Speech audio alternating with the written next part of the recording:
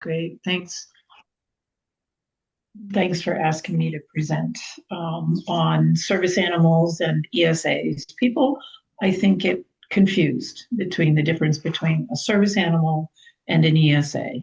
There's some really big differences between service animals and ESAs. An emotional support animal is an animal that is protected under the Fair Housing Act. And that means that your landlord can't discriminate against you and can't charge you to keep your emotional support animal with you. And these animals provide obviously emotional support for their people. I don't want to say owners because I often feel like animals and people we end up being a team. That's the way I see my girl. We're a team. And with emotional support animals, they're not required to have any training and they don't have any specific training. And they're not trained specifically for any disability. So they simply provide comfort to their person, which allows their person to enjoy life, basically.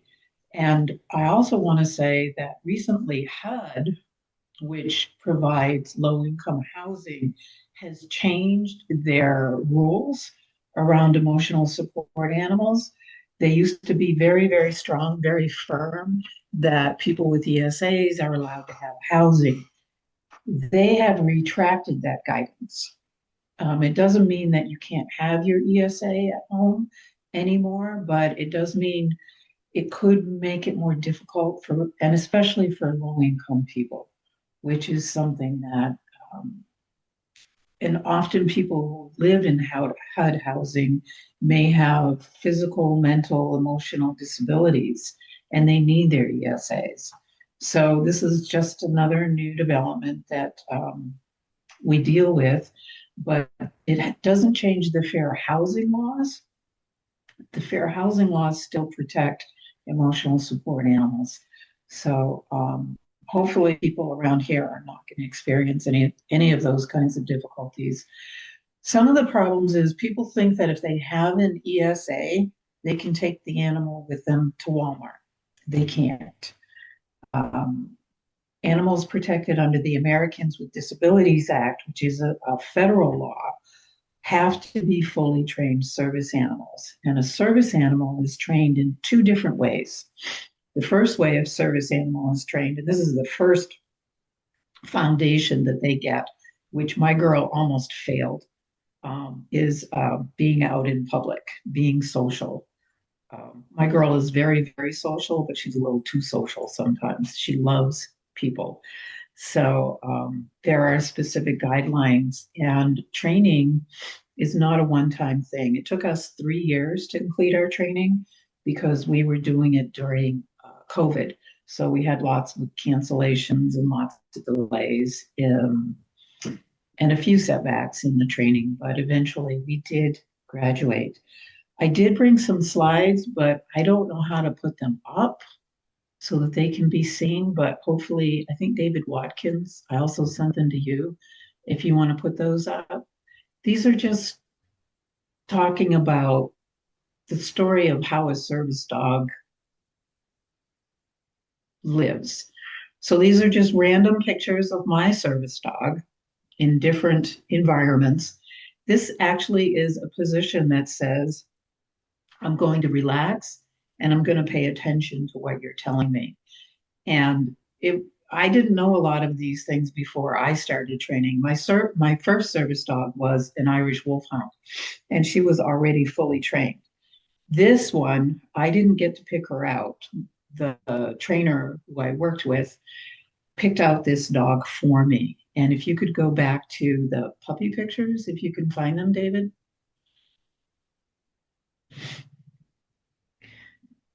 And she was born in South Range, was local. She's a local girl, and she was from an accidental litter. And both parents are Newfoundland and Poodle mixes. And so my trainer is the first one who found her, located her, and did very specific testing because apparently 1 out of 10 dogs actually have the temperament to be a service dog. And it's funny because I think there were 10 puppies in this litter, and two of them passed. So here's one of her in a blizzard because she loved blizzards and would not want to come inside. This is her. We're in a blizzard. I'm having fun. Why don't you come join me?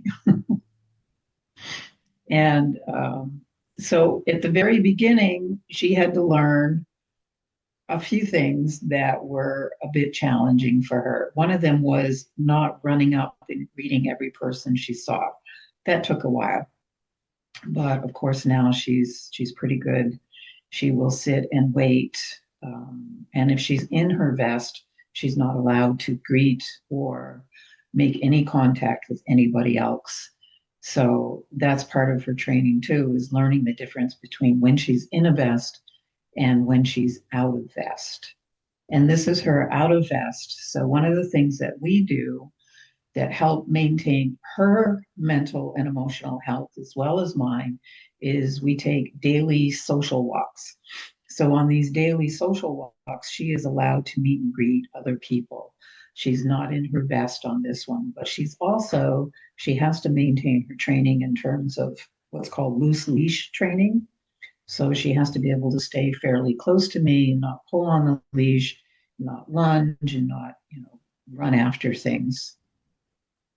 And the other aspect of her social training is behaving in public. Because of the work I do, that part of her training is absolutely critical. And I do have to say that there are judges who comment that she's the best behaved person in the courtroom. So I really appreciate that kind of feedback because she is really well behaved. And she knows the difference when she's in vest and out of vest. Service dogs also do not have a harsh life, not hopefully not too harsh. In fact, they tend to love their work. This is my first service dog, Kaylee Day, and she had a favorite dragon, and she had a comfy bed because she was older. And those big dogs, they're all bones. So she had a nice, comfy orthopedic bed. This is at the office. So this is her hard at work at the office with me. Even when they're out of vest, they continue to work. So these dogs are trained to do specific jobs. Mostly people know about service dogs as seeing eye dogs, people who help people who are blind. With the Vietnam vets, there's been this interest in psychiatric service dogs, people who help people who have psychiatric disabilities, things like PTSD, anxiety, all kinds of things. What they're finding, the research is finding that just the presence of a service dog does something to the autonomic nervous system, the parasympathetic nervous system. So it activates. This is her in a training session with two other dogs. This is Ashling in the middle, Coco, and Charlotte. Charlotte is a dog who is being trained to detect low blood sugar in a diabetic person. So oftentimes we might say, oh, I see that dog in a shopping cart. Maybe it's not a service dog. But if it's a diabetic service dog, it needs to be close to the person's face. So sometimes you can't make an assumption if you see a dog that's up off the ground. Normally with a service dog, it's 4 on the floor is what we call it. They need to keep all 4 feet on the floor at all times, unless they're this kind of a service dog. We had another dog who was being trained with us at the same time. She was paired with an 11-year-old boy, and she was trained. And it was amazing to watch the progress because that other dog, and with my girl, for her to do this with 2 other dogs around, I never thought she'd be able to do that. But with a good trainer, and Katie Johnson has Uber service dogs. She's down in, it's near Escanaba, something Rapids, I think, Big Rapids or something like that, near Escanaba. Rapid River. Yeah. Rapid River, yes, that's where she lives. And this is Coco. This is her service dog. So, and she's a retired Marine veteran, and she does Euchre service dogs, and she offers this as a service to the public. So normally it costs $10,000 to $20,000 to have a service dog and to go through the training. But what Katie offers is she will work with owners, she will pair them up, she will choose your dog, she will work with you throughout the process, and the training is ongoing for the lifetime.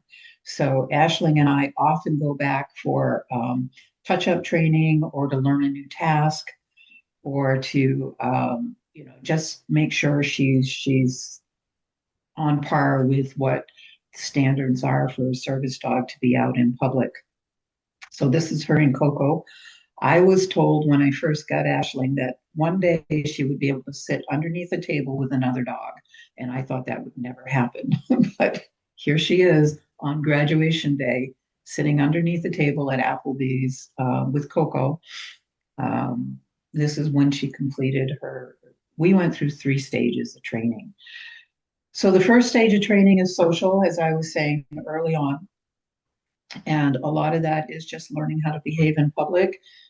Ashling is trained to go under the table if she's in a restaurant, to be as small and unobtrusive as possible. She's not to sniff around or look for things, or definitely not eat things off the floor.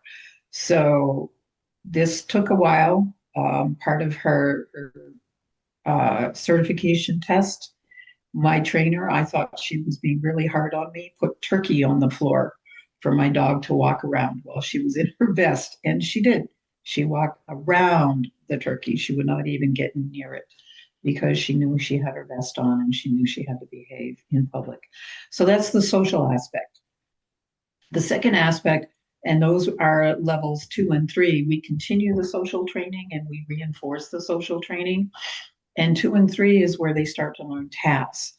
Now, a service dog can have anywhere from 2 to 20 different jobs that they do for a person, depending on your disabilities.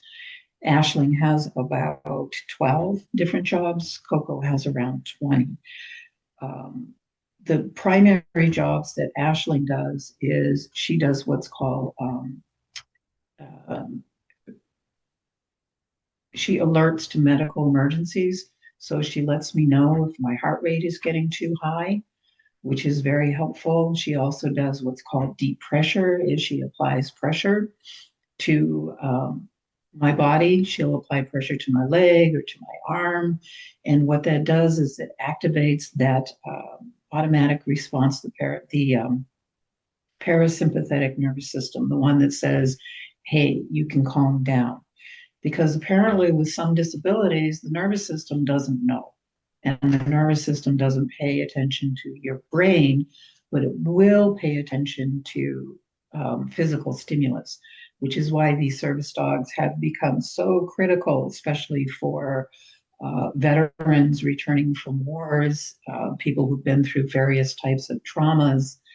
These dogs have been absolutely amazing in the difference that they make in people's lives.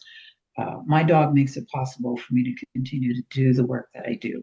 Without her, 15 years ago, I couldn't walk into a courthouse because of different things that had happened around courthouses. I literally could not walk into a courthouse. And now I have a job where that's what I do on a regular daily basis. And a lot of that is because of the service dog and the function that she performs in my life and the way that she's able to keep my nervous system on track. And she does this in vest or out of vest. The nice thing about having her in vest is it also alerts other people that she's working and she's not to be distracted. It also reminds her, especially in certain environments, I want her to not be distracted, which doesn't mean she's not working all the time. She has had times at home where she will run from all the way across the room when she catches me doing something that she knows that she has to interrupt. And she just, I sometimes think she's sound asleep, but she is always got one eye and one ear on me. Another benefit to a service animal, to the person who has them, is it is a team, and you become a team, and you're pretty closely bonded. I mean, we all become pretty closely bonded with our animal friends. The service animal and the service team is, I think, an interesting bond because we train together, we work together, we live together, and it's a mutual support because I have to take care of her too. And some people, their disabilities are to a point where they can't take care of an animal. Others, especially veterans that I've talked to, who I've talked to, say that just having to care for their animal and just having to be aware of the animal's needs actually helps support them and reduces so many of their symptoms. And a lot of times people can uh, pull back or even stop taking medications because sometimes the service animal can be that effective. As for the boy, watching this dog learn how to alert and figure out when this 11-year-old boy was going to have a seizure and then run to his mother and go get her so that she could help him was fascinating, absolutely fascinating process. And so the other thing is when you do have a service dog, they are protected under the Americans with Disabilities Act. You are not required to register your service dog. I do voluntarily just because sometimes there's situations where I just don't want to deal with the hassle. So I just produce a card and say, yeah, she's registered. But you're not required to. The other thing is you're not required to go through an entire training process. I do it because of the type of work that I do, and I feel it's very important to maintain, a very tight training schedule with her and with myself too, as well. And so, but there are people who have self-trained service dogs, and you can do that as well, as long as your dog knows how to behave in public. And the other note I just want to leave with, I'm ending here a little bit early, but I'll leave room for questions, is when you self-train your service dog, a lot of people think, well, my dog is now a service dog and I can go anywhere I want and I can go in public and nobody can tell me I can't bring my dog in public. Well, if your dog jumps on other people, lunges at other dogs, makes a mess on the floor, even has an accident. Um, my girl had one accident once in public when she was young. You can't keep the dog in a public place when they do that. You can be asked to leave and you do need to remove your dog. You can come back, but you will have to remove your animal. There's only two types of service animals, is dogs and miniature horses. I don't know a lot about the miniature horses, but you might want to look into it if you're interested, is they seem to help people with autism and they seem to be very effective. So, and I did one time in Ohio see a miniature horse who was actually assisting a woman who is legally blind. And so the miniature horse was kind of acting as a guide animal. And so and within ESA, of course, they are not allowed into public places. They are allowed to live in your house with you, but they don't have public access. You can't take them to the restaurant. You can't take them to the grocery store. You can't take them out in public. And the airlines used to allow ESAs, but now they don't. A lot of that is because ESAs are not trained socially. And apparently there was a problem with a person bringing an emotional support goose on a flight. And the goose, of course, was doing what geese do, which many of us are terrified of geese because they will run after you and bite you with their beak. And that's what this goose was. And when you're on a flight, you can't get away from the goose. So that kind of put the kibosh on ESAs being able to fly with their people. So that's just my basic rundown synopsis, my story of my poor, sad service dog over here with her at her groomers. Actually, grooming is her favorite thing to do. Once a month, she gets a spa day and a play day. And my groomer's dog is also a service dog.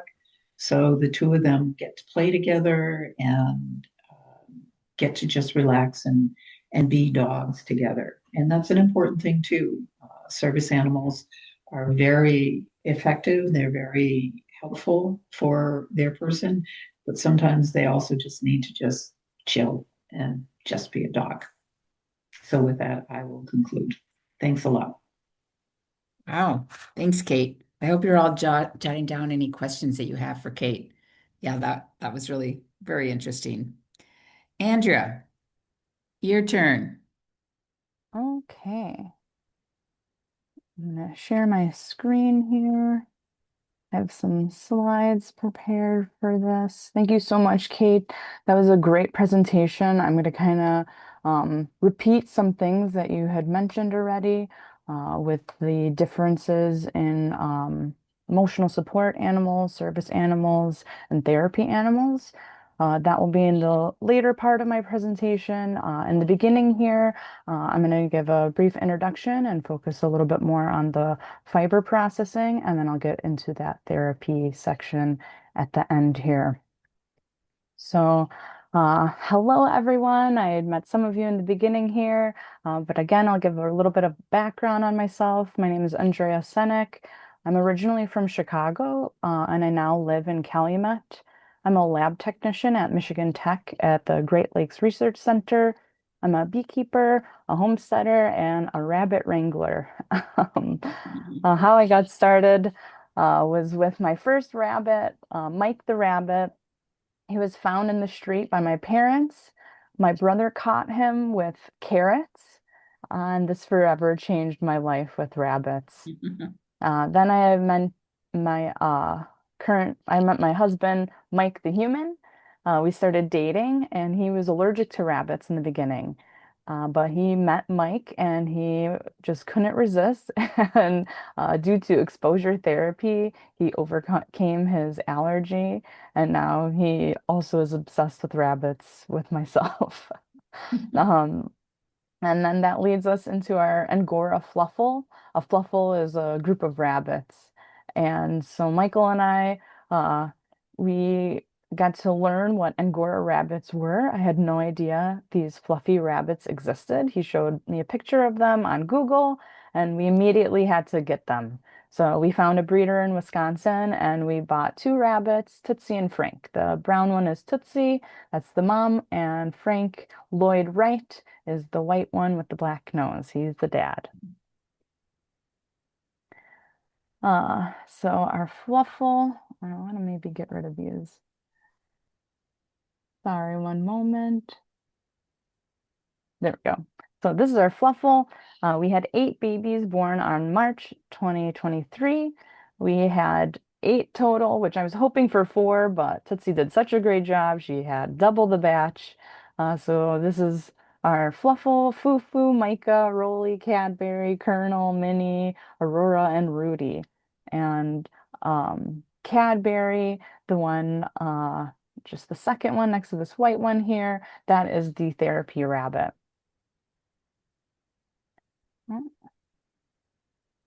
So a little bit about what Angora is. So I'm sure people have heard Angora fibers, and the Angora specifically comes from rabbits. They're extremely soft and warm. They have very fine fibers. They also have this halo to them. Their fibers have a hollow core, which make them so soft, and they're also very cute. There are different types of breeds. There's 11 types of Angoras, but only 4 are recognized by the American Rabbit Breeders Association. Satin, English, French, and Giant. Satin, they're medium size and they have a very silky luster to their coat.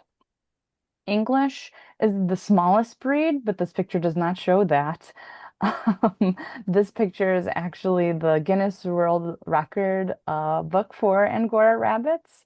So this woman here, has prized possession Angoras, and she fluffs them up that way. So I figured to include a picture here, just so you could see what they can be when you fluff them up and take good care of their coats.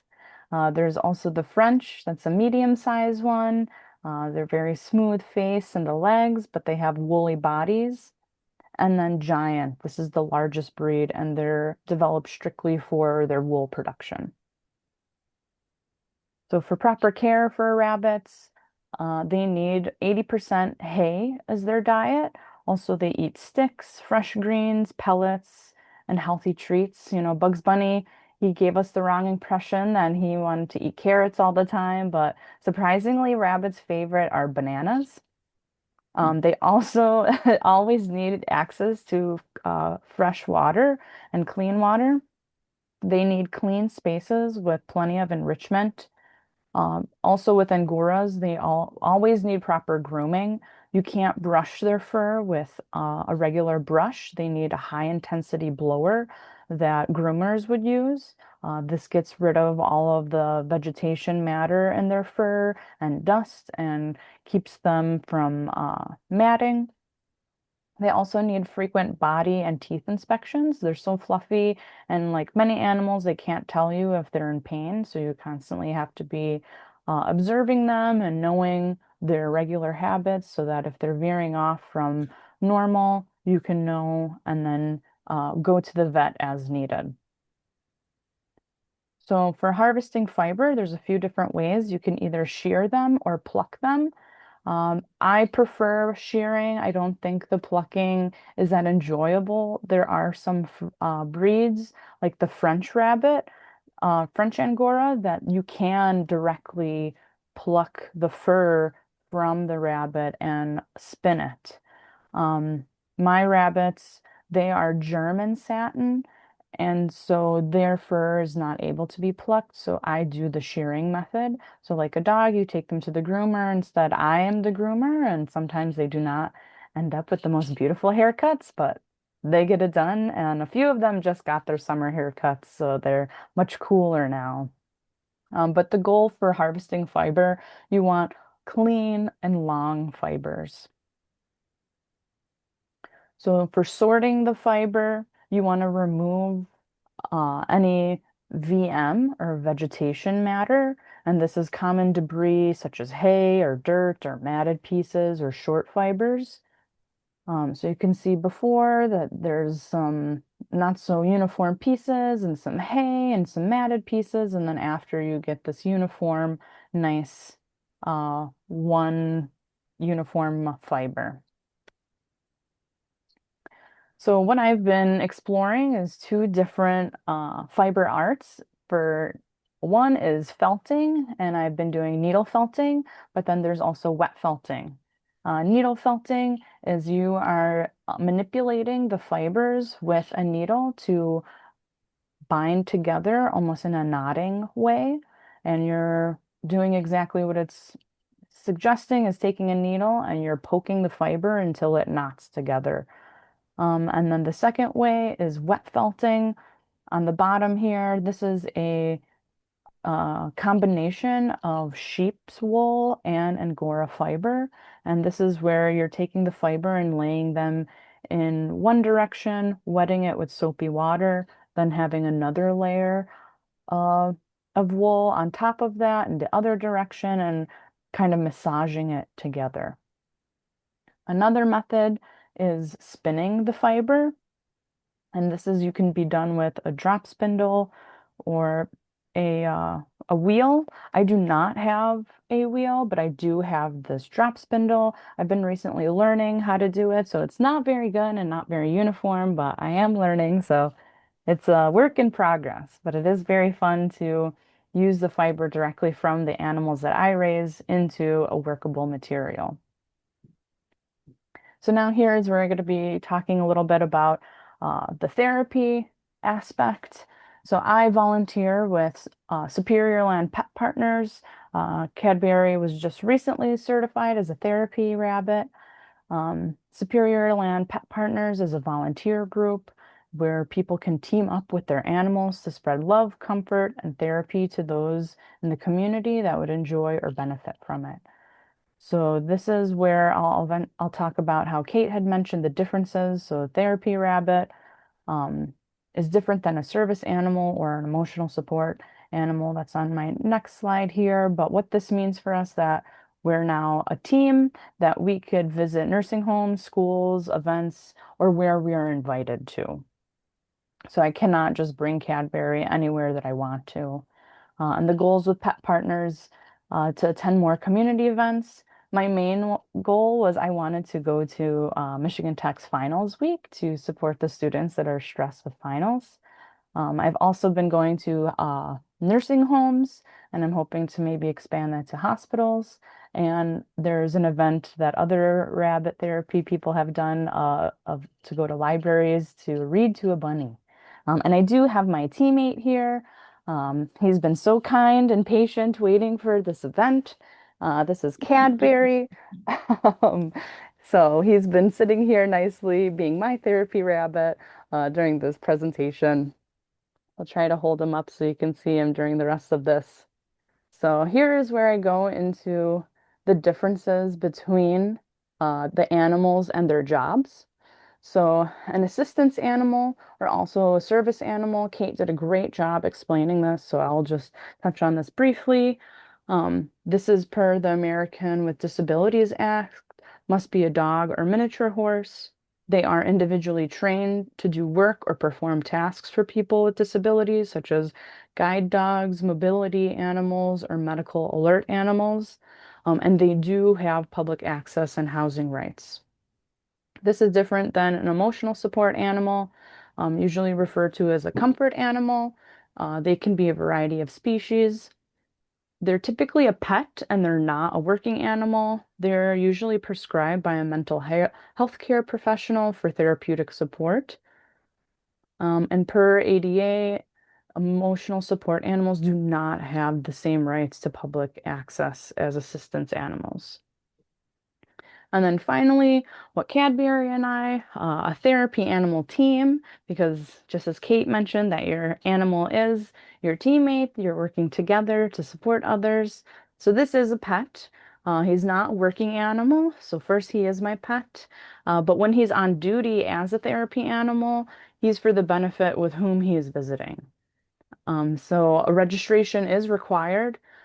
Typically, this is done with Pet Partners, and they register 9 different species, and they are not protected by the ADA or FHA for spaces or housing. And so this is why we need to be invited to spaces. We can't just walk in, like Kate mentioned, to Walmart.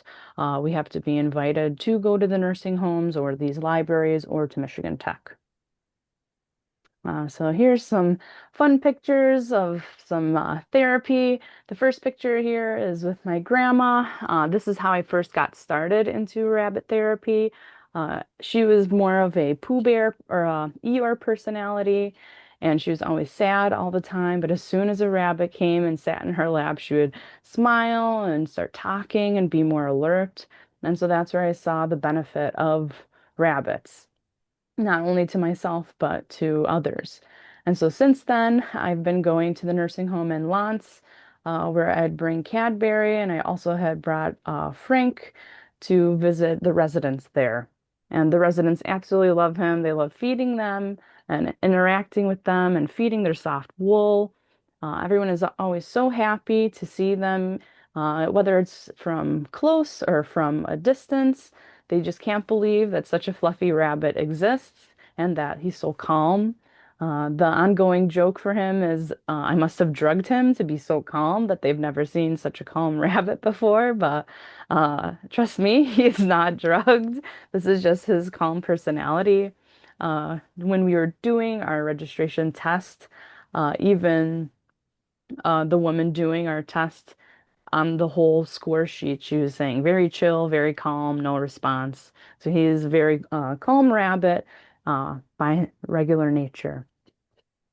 Also, I do rabbit interactions in my community. We'll typically stick them outside to eat the dandelions, or in the fall, we have a bunkin patch where we put together a pumpkin patch with hay bales, and then we put the rabbits in there where the neighbor kids or my neighbor here, she has MS, comes and hangs out with the rabbits and just takes the time to relax and enjoy themselves with these cute, fluffy creatures. And that's the end of my presentation here. If you have any questions, I'll be happy to answer. And if you want Cadbury to maybe come visit you in the future, please let me know. And with that, I'll Oh, end a little early. Thank you. yeah, great.